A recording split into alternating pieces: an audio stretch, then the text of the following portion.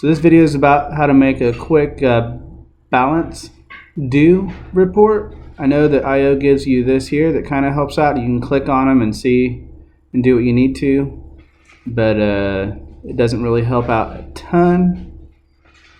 I wonder what that is. I'll have to look that up. Anyway, you can go to, we're going to make a report real quick and it's going to look, I'll show you what mine looks like.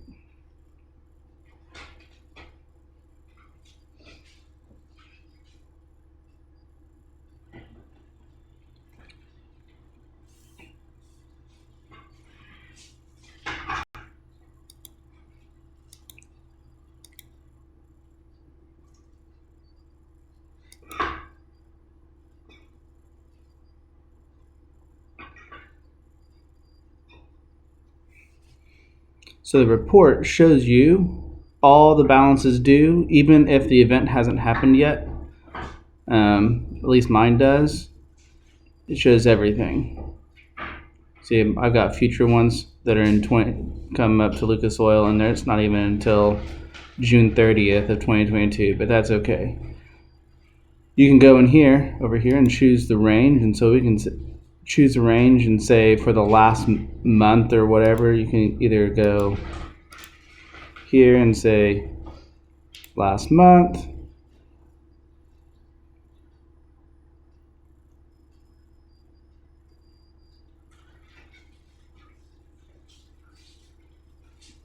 it'll filter it out. It's supposed to apply. Probably should click apply. That helps it. So these are ones that are due for the last month. If you have multiple of them, here's where this is cool. You can click this checkbox and check all of them, and then you can send them an email, or if you have IO phone, you can send them a text and let them know that they have a balance due and create a template to show all that. That's where this is going to be really useful. So let's get into making the report. So we'll go to settings, reports. Let's start with the filter first.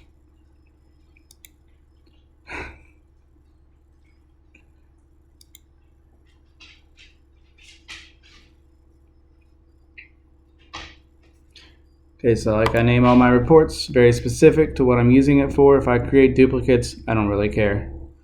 So I want to know what the lead balance due is, and I want it to be greater than $1. You can't put 0, it has to be 1. So if someone owes 50 cents, it probably isn't going to show up, but I'm going to argue that if it's 50 cents, you probably don't really need to worry about it. Just write it off.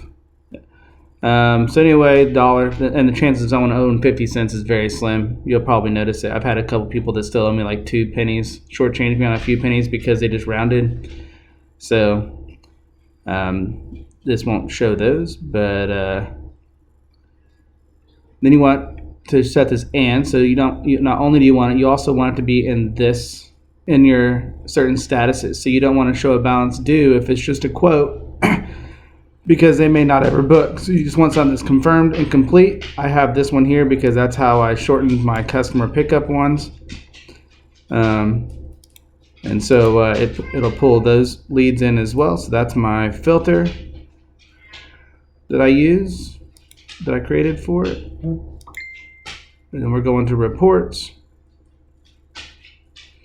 We're going to create add report and renew a balance due. So we're just going to put in the information that we want. This is the information that I want in mine.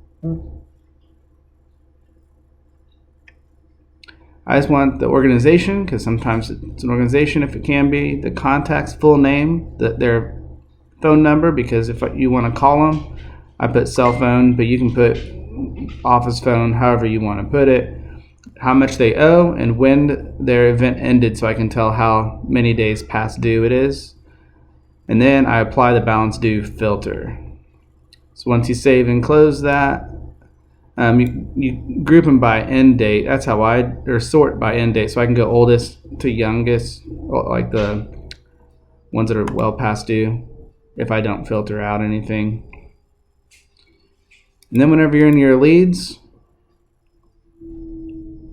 you just click the report and it'll be in your drop down menu and it'll show you.